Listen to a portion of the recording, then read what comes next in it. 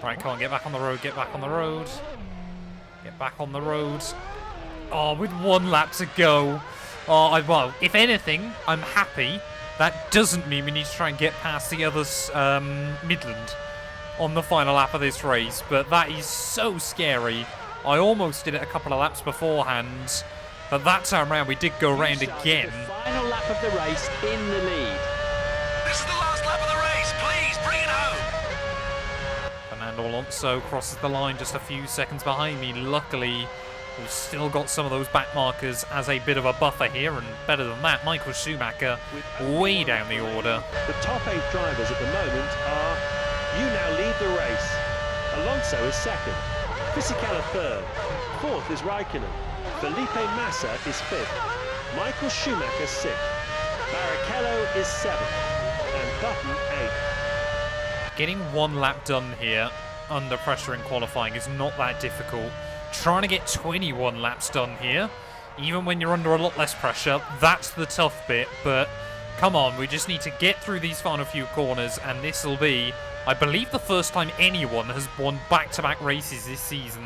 It has been such a topsy-turvy championship so far. 6 different winners in the first 7 Grand Prix, if I remember correctly as well. But in towards the final few corners then, here from Magny-Cours, this has been one where we've always had the pace, but have never had the luck. But this weekend it has finally gone differently. I'm not taking any risk there. We've done it. It's a truly momentous win. You take maximum points from this Grand Prix.